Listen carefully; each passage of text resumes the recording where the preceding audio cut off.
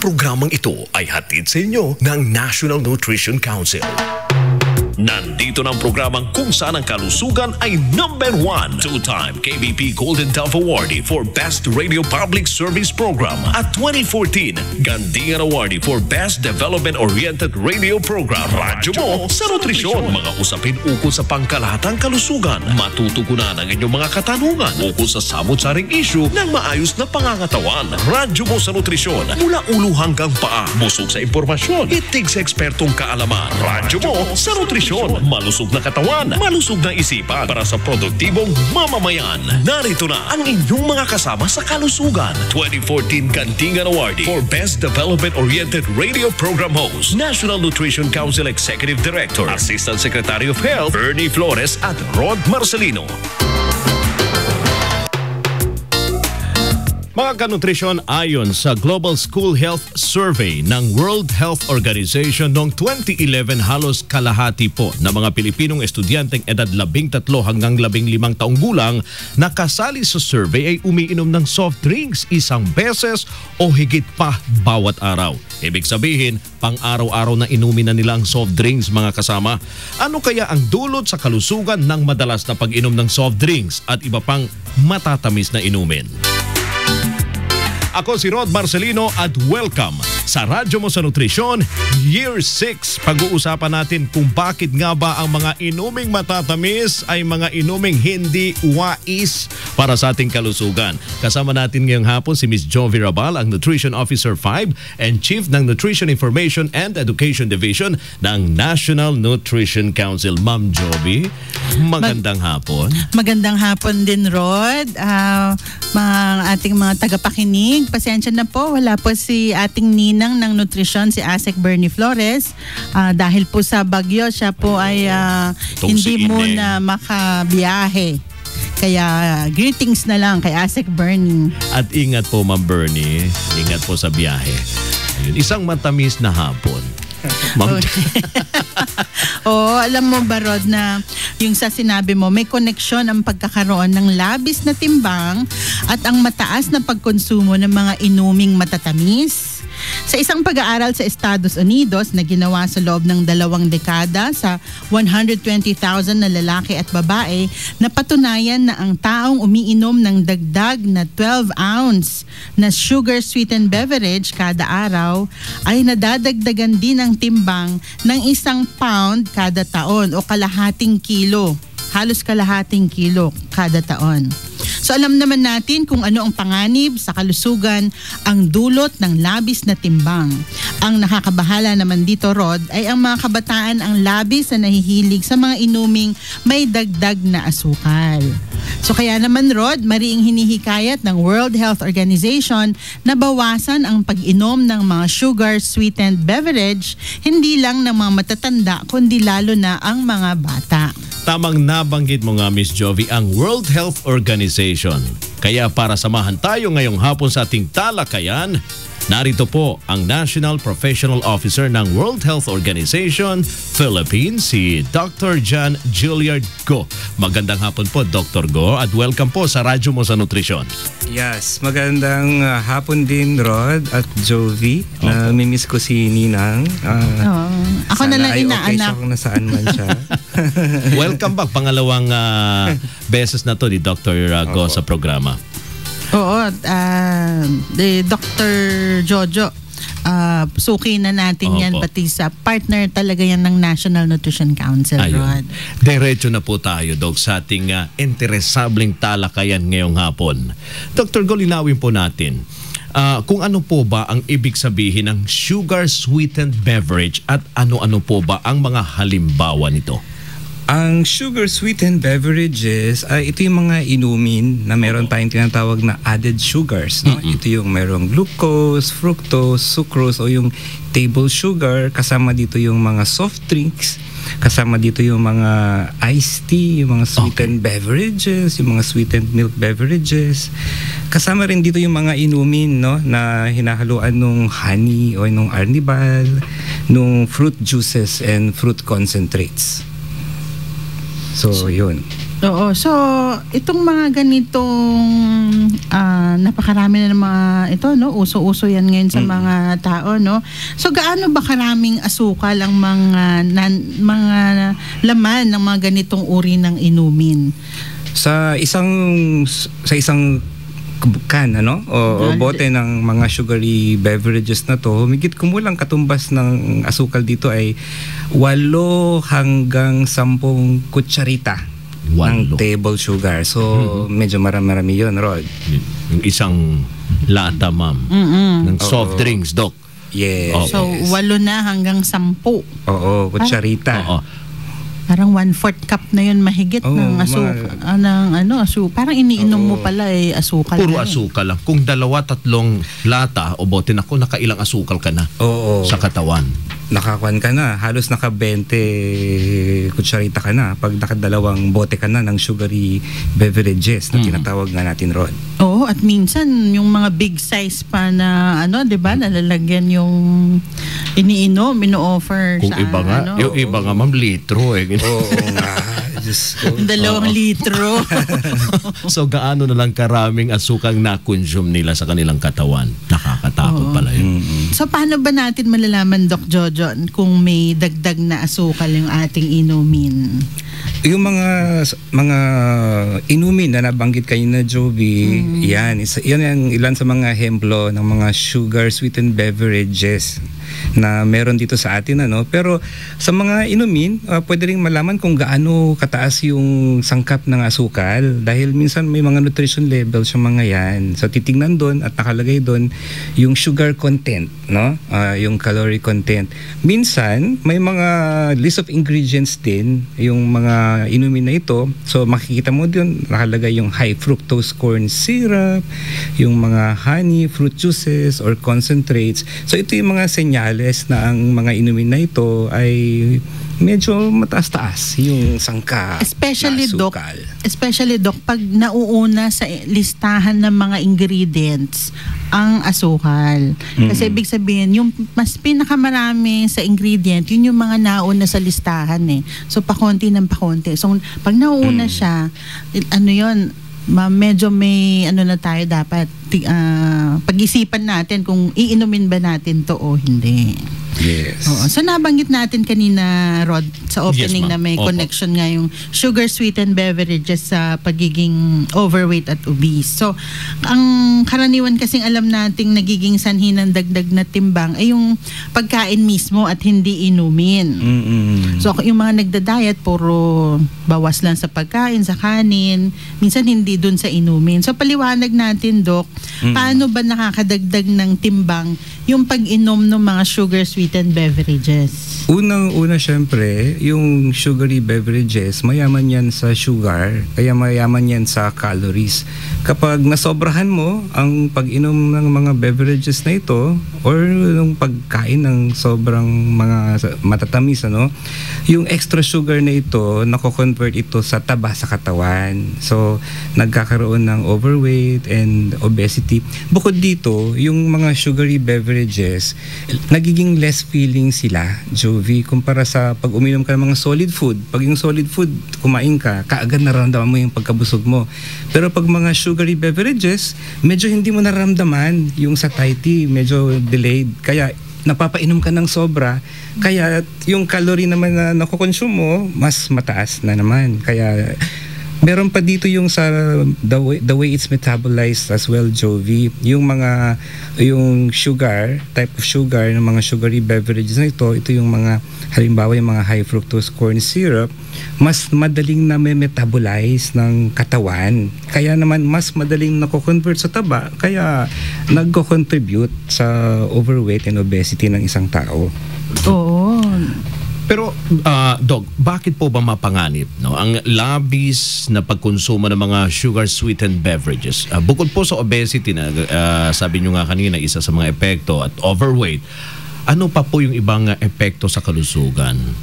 pag-inom ng mga matatamis. Yan. Siyempre, konektado yan sa overweight and obesity palinurod, no? Kasi nga, pag if you're obese or you're overweight, may karagdagan yan na peligro sa pagkakaroon ng iba't ibang mga sakit, kagaya ng diabetes, hypertension, sakit sa puso, ilang cancers, asthma, at iba pang mga non-communicable diseases. Kasama na dito rin, siyempre, yung dental caries, pagkasira ng mga ngipin ng mga bata at saka matatanda.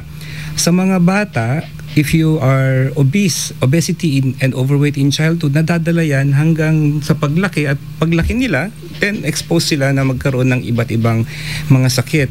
Sa mga bata rin na nagiging mataas ang timbang, medyo nakikita rin minsan na medyo mababa yung kanilang self-esteem, nagkakaroon ng mga depression, at hindi sila nakikisalamuha sa mga So may mga psychological effects in addition doon sa mga pwedeng magdulot ng sakit na non-communicable diseases later on in life. Ako, yung mga nanay, Ma'am Joby, gustong-gusto pa naman bigay ng mga soft drinks sa kanilang mga anak. Oo, parang kasi yun, pag mabait yung bata, pinapainom. Kasi kung halimbawa, dala-dala yung bata sa mall, yun lang naman ang mabibili nila eh. Soft diba? drinks. Pag kumain. So, pati yung maliit na bata, nasasanay na rin doon na uminom. So, hanggang, Doc Jojo, hanggang saan ho ba tayo pwede, gaano ba kadami? Ano yung ating recommended na daily intake ng added sugar? Sa taon na ito, Jovi, merong nilabas ang WHO na guidelines on sugar intake for adults and children. So sa guidelines na ito, sinasabi dito na hanggang maaari, dapat bawasan yung pag-inom or ng mga pagkain ng mga inumin at pagkain na mayayaman sa asukal. Yung allowance na binigay sa sugar intake, dapat 10% ng iyong daily caloric intake. Halimbawa, sa isang average male, Filipino male, na ang nakukonsumo niya sa isang araw ay 2,000 calories, no? So dapat ang nakukonsumo na free sugar hindi dapat lalampas ng 50 grams or yung 12 teaspoons of sugar, equivalent to 12 teaspoons of sugar. Pero syempre, parang sinasabi rin sa guideline na ito, for added benefits, for added health benefits, kung kaya mong babaan pa to 5% of your daily caloric intake, mas mabuti. Kasi mas maraming health benefits, mas mapaprevent yung mga non-communicable disease, dental caries, and so on and so forth.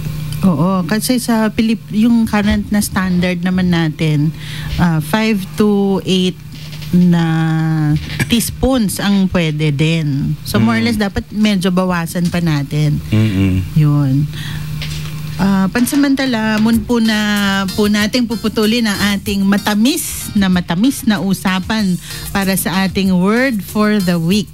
Ang ating word for the week ay high fructose corn syrup.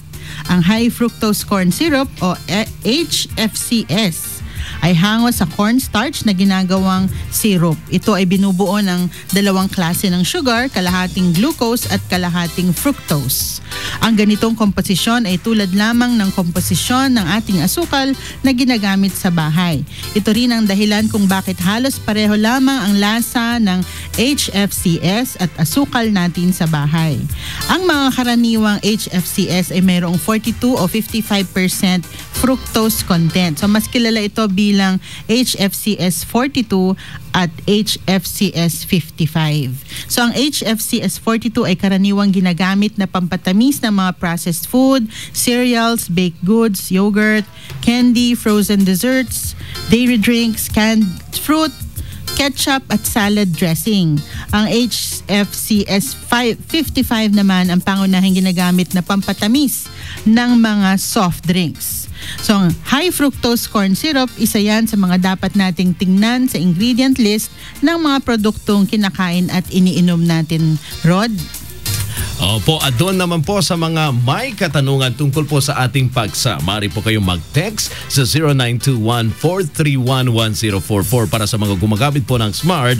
Globe number natin 0927-650-6795 at para naman sa mga gumagamit po ng Sun 0942-570-0106. O kaya tumawag mga kanutrisyon sa landline sa 882-2374. Pwede rin po kayong pwede nyo po rin po mapakinggan at mapanood ang ating episode ngayon at yung mga nakarang episode sa internet. Puntahan nyo lamang po ang Radyo Mo sa Nutrition channel sa www.youtube.com/Radyo Mo sa Nutrition. One word lamang po yung Radyo Mo sa Nutrition Year 6. 2 versions po ang mapapanood nyo sa YouTube. Ang una po ay available agad pagkatapos ng programa at ang ikalawang version po ay high definition na mapapanood nyo simula alas 6 ng gabi sa YouTube. At mapapanood nyo rin po kami in high definition sa Ustream DZXL Online TV. Pwede nyo rin po kaming bisitahin sa Facebook. Hanapin nyo lang ang Radyo Mo sa Nutrisyon. One word po yon. I-like lang at FB friends na tayo. At sa Twitter, ayun. May Twitter din tayo, Ma'am Jovi. Para sa mga may Twitter account, sundan nyo po kami sa twitter.com/Radyo Mo sa Nutrition. One word lang din po. At i-add nyo rin po kami ang Radyo Mo sa Nutrition sa inyong circle sa Google+. Mapapanood nyo rin po kami sa Signal Digital TV Channel 209 at sa Dream Cable TV. At maaari nyo rin po kami bisitahin ang aming website sa nnc.gov.ph at ang aming official Facebook page na NNC Official. At para po sa mga gustong maki-interact, #Radyo Mo sa Nutrition Year 6. Miss Jovi, ibigay na natin sa ating mga kanutrisyon ang text question of the day. Bawat isa po sa unang 6 na makakapag-text ng tamang sagot ay mananalo ng 100 pesos worth of cellphone load. Okay, ang tanong ko po mga kanutrisyon, ito po madaling-madali lang kung kayo nakikinig. Magbigay ng 2 negatibong epekto sa kalusugan ng labis na pagkonsumo ng mga inuming matatamis o sugar-sweetened beverages. Rod? Napakadali. I-text lang po ninyo ang inyong sagot sa ganitong format. Full name, space, eksaktong address mga kasama. Ilagay po ang street, city, province, space at ang inyong sagot at isend po sa 0908-579-6898. Mga kanutrisyon, patuloy lamang po kayong tumutog sa ating pagbabalik. Ipagpapatuloy natin ang usapan tungkol sa mga inuming matatamis o sugar-sweetened beverage. Magbabalik po ang Radyo Mo sa Nutrisyon. Radyo Mo sa Nutrisyon. Narito na tayo sa Kumainment number 8. Mangmoy, Hinay-hinay sa pagkaing maaalat, mamantika at matatamis. may tanong po si Miss Josie. Masama ba kung puro prito kinakain?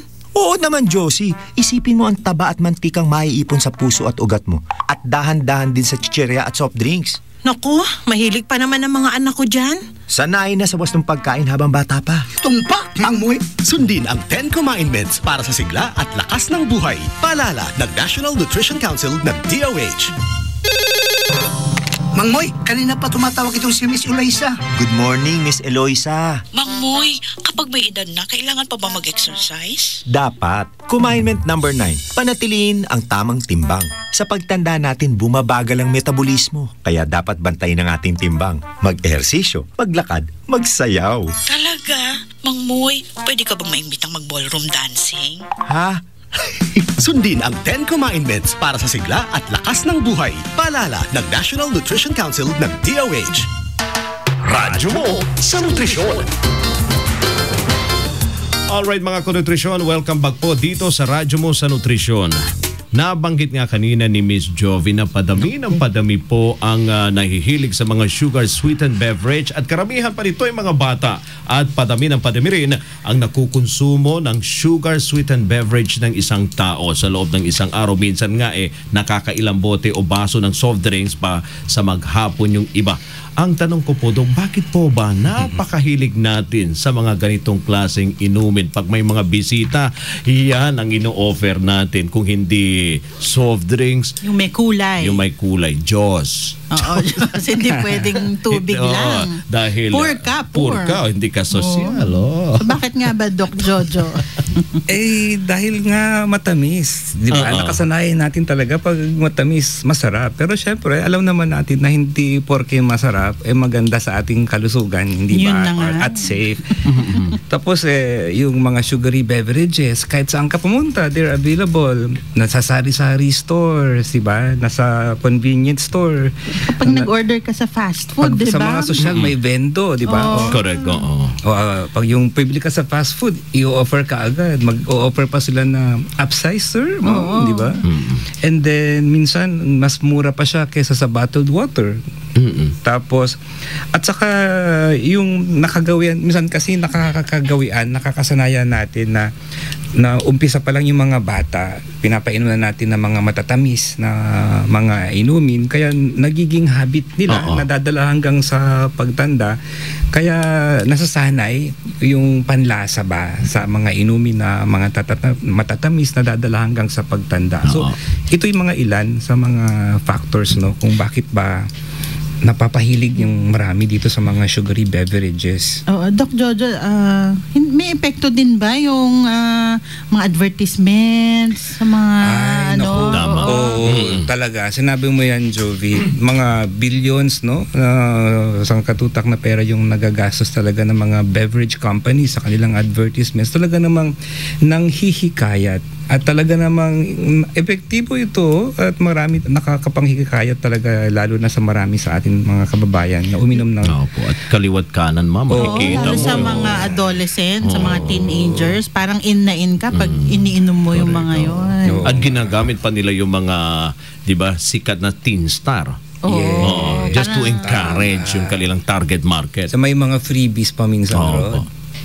So talagang mahirap na alisin sa ating pang-araw-araw na diet yung itong mga sugar sweetened beverage, lalo na kung nakasanayan na, no? So, pero sabi nga nyo, Doc, dapat limitahan natin to. So, may mga practical tips po ba tayo para sa ating mga listeners para mabawasan ang pagkonsumo ng sugar sweetened beverages? Unang-una, yung disiplina sa sarili. Kung alam mo na yung mga klase ng mga inumin na to. So, huwag ka nang bumili. Pag pupunta ka dun sa supermarket o tindahan, iwasan mo nang bumili, no? Limitahan talaga yung pagbili at pagkonsumo. Tapos yung pagpapalaki ng mga bata, lalo sa mga nanay, no? Hanggang maiwasan pag magbibigay na ng complementary feeding. Iwasan yung mga sobrang mga matatamis na inumin at pagkain para hindi nasasanay yung bata, no? And then read labels and ingredients doon sa mga beverages na iniinom natin. But siguro pinaka-practical na pwedeng maibigay dito, Joby, is tubig na lang. Uminom ng tubig. It's the universal beverage. Kung malinis, potable water, I think it's the safest beverage to drink and alternative to all these sugar sweetened beverages. At siguro, Doc at Ma'am Joby, dapat mag-umpisa ito sa mga magulang.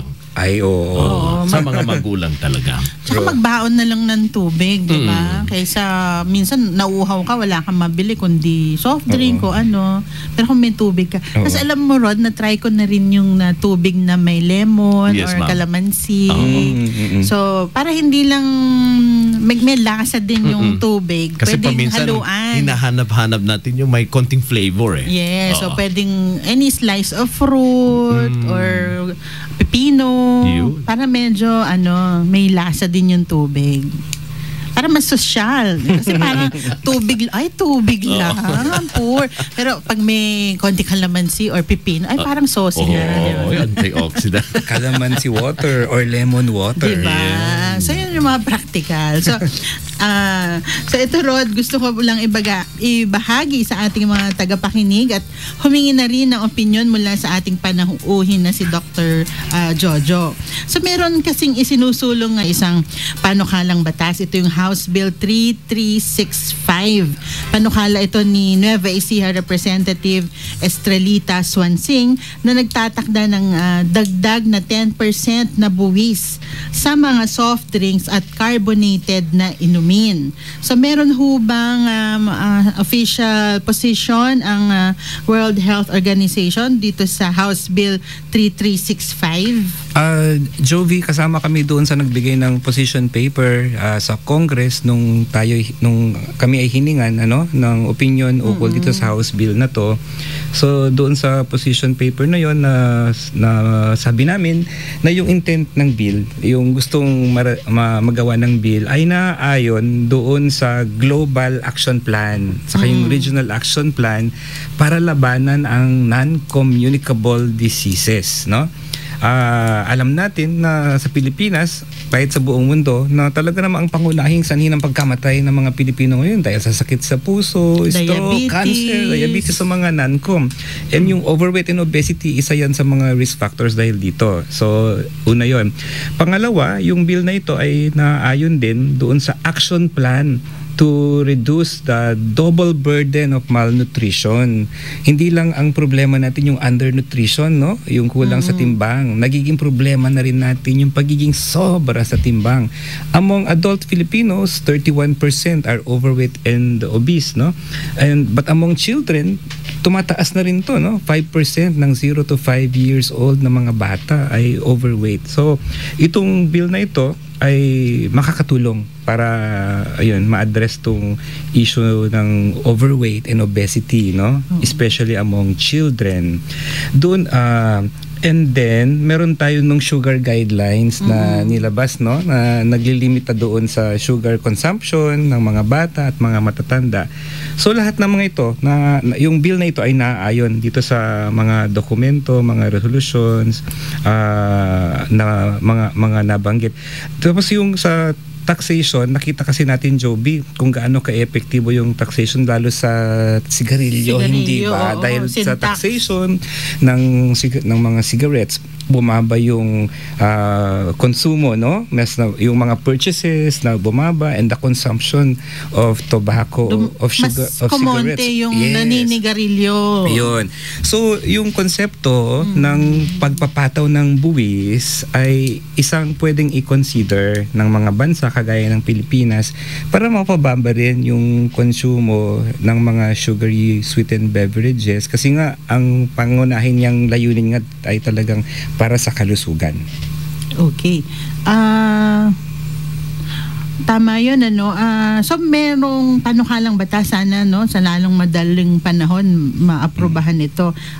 Bukod dito sa planong batas, meron pa bang ibang rekomendasyon kayo para sa ating mga lokal na pamahalaan, sa mga school administrators at sa komunidad para mapababa ang pagkonsumo ng sugar sweetened beverages? May mga additional measures na nire-recommend din dito, Jovi, at kahit sa national level man lang, yung nutrition labeling, no, kasama yan, yung enhancing yung consumer awareness, pagpapalaganap ng mensahe sa komunidad, sa populasyon, kasama yan. Yung sabi mo kanina, yung marketing, regulation of marketing of food and beverages to children, at yun, kaakibat yan kasama nung sa taxation measures na pwedeng gawin ng pamahalaan ng Pilipinas, But at the local government unit, pwedeng yung mga schools, no, merong DepEd memo on banning soft drinks and sugary beverages. Bawal magtinda sa loob ng school ng mga soft drinks, siguro, diba, paigtingin lang siguro ang implementasyon itong DepEd memo na ito. Tapos kung sa mga workplaces, make healthier beverages more available, make water more available para yung option palagi na yung tubig ay yung pwedeng abutin ng mga workers, mga students. Tapos yung sabi niyo kanina, yung sa mga nanay, sa mga magulang, yung pagpapalaki ng mga bata na umpisa pa lang, medyo wag nang sanayin yung mga bata na umiinom ng mga matatamis na pagkain na to. At saka sabi nyo nga yung ugaling Pilipino, lalo sa mga probinsya na kung saan ako galing, ganyan din kami, Jovi, pag may bisita, di ba? Yung black beverage, yung mga fruit juices, di ba? So siguro baka pwedeng iwasan yung mga yan at sa halip ay mag-offer na lang ng tubig na mas dihamak naman na mas healthy, hindi ba? Or fresh. Yung talagang fruit juice na galing sa tunay na prutas. At nakatipid pa. Oo nga. Alright. So Rod, kailangan na nating i-recap ang ating naging talakayan. Ang calories na nakukuha mula sa mga sugar-sweetened beverage ay nakakadagdag lang sa timbang at walang halos nutritional value. Bunsod nito, tumataas ang tsansa ng isang tao na magkaroon ng mga sakit tulad ng diabetes, metabolic syndrome, heart disease, osteoporosis, kidney stones, fatty liver at tooth decay. So sa halip na gumastos pa sa mga sugar-sweetened beverage, ugaliin na lang ang pag-inom ng malinis na tubig. Gawing katakam-takam ang inuming tubig sa pamamagitan ng paglalagay nito ng slices ng lemon, kalamansi o pipino. Higit sa lahat, maging mabuting halimbawa tayo lalo na sa ating mga anak upang hindi sila mahilig sa mga inuming matatamis. Tandaan, ang mga inuming matatamis ay may dulot na pait sa ating timbang at kalusugan. At yan po ang kabuuan ng ating naging talakayan ngayong hapon. At sinamahan po tayo ngayong hapon ng ating guest resource person na si Dr. John Juilliard Go, National Professional Officer ng World Health Organization, Philippines. Maraming salamat po, Dr. Go. Maraming salamat din, Rod at Jovi. Opo, baka mayroon pa ho kayong nais sabihin sa ating mga kanutrisyon. Ayan, so uminom ng tama, piliin ang tubig at mga healthier beverages, iwasan ang mga sobra sa tamis na mga pagkain at inumin. Sa pagkain, dagdag natin, iwasan yung mga sobra sa alat at sobra sa taba. At isama na dito ang mag-practice ng healthy lifestyle. Huwag mag-sigarilyo at mag-exercise at huwag uminom ng alcohol. Yan, alright. Once again, thank you very much, Dr. Go, for being with us ngayong hapon po dito sa radyo mo sa Nutrition. At ngayon, Ma'am Joby, eto na ang inaabangan ng lahat. Oo, samantala Rod, ito na yung ating 6 na nanalo ng tig-100 pisong cellphone load na nag-send ng tamang sagot sa ating text question of the week. Magbigay ng 2 negatibong epekto sa kalusugan ng labis na pagkonsumo ng mga inuming matatamis. Sino sila, Rod? At eto na nga, Ma'am Joby, ang unang winner of 100 pesos na cellphone load ay from 05 Kamya Purok 2, Barangay Bandolo, Marawi City, Lanao del Sur from Mindanao. Congratulations to Ninia Kahanap. Ang kanyang sagot ay diabetes, dental problems. Ang pangalawang winner of 100 pesos na cellphone load ay mula pa sa San Pedro Street, Malolos, Bulacan. Ang kanyang mga sagot, pagkakaroon ng dental caries at diabetes. Ang winner ay si Ginal Akang. Pangatlong winner of 100 pesos na cellphone load ay si Glenn More Adrias from Barangay Tabumbong, Davao City. Diabetes at asthma ang kanyang sagot, Ma'am Joby. Ang pang-apat ay si Rosalinda Marimar. Hindi. Di ba? Hindi pala. Rosalinda Salibyada from 720 Ragzaba Street, Barangay 149, Zone 13, District 2, Tondo, Manila. Ang kanyang sagot ay diabetes, sakit sa puso. Ang panglima ay si Alden Aldap. Ay, hindi. Si Alden Smith. Ay, from Barangay San Roque, Cainta, Rizal. Ang kanyang mga sagot, asthma at cancer. Ito maraming mga Alden. Oo. Mga ay LW ba? Tama ba? Pang-anim ay si JV Olarte from Barangay 144, Bagong Barrio, Caloocan City. Pagkasira ng ngipin, cancer at diabetes. Alright, congratulations po sa ating mga winner. Yan po ang ating naging talakayan ngayong hapon at sana'y nabusog na naman kayo ng kaalaman tungkol sa kalusugan. At huwag po kayong mag-aalala mga kanutrisyon. Mari pa rin kayong mag-text ng inyong pong mga katanungan sa 0908-579-6898. Dahil kahit wala na po tayo sa air, libre. Sa tulong po ng ating production team ay sasagutin po kayo ng ating resource person na si Dr. John Juliard Go, National Professional Officer ng World Health Organization Philippines. Dahil yan ang patuloy na serbisyo publiko ng radyo mo sa nutrisyon. Muli po tayo magsasalo-salo sa isa na namang malusog na talakayan sa susunod na Sabado. Ganapan na alas 12:30 ng tanghali dito po sa Radyo Mo sa Nutrisyon, DZXL 558. Tandaan mga kanutrisyon, dito sa Radyo Mo sa Nutrisyon, bubusugin namin kayo sa impormasyon.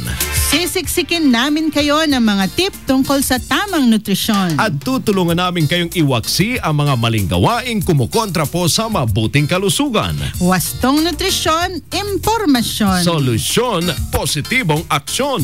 Tandaan, malusog na katawan, malusog na isipan para sa malusog na mamamayan. Sa ngalan po ni Assistant Secretary of Health at Executive Director ng National Nutrition Council, si Bernie Flores, ako po si Joe Viraval, ang inyong naging co-host ngayong umaga. At ako naman po si Rod Marcelino. Kami po ang inyong kabalikat sa kalusugan at wastong nutrisyon dito sa Radyo Mo sa Nutrisyon, Year 6. Sa katawan, nutrisyon ang kailangan.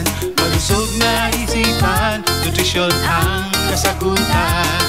Para sa malusog ang programang ito ay inihatid sa inyo ng National Nutrition Council. Radyo Mo sa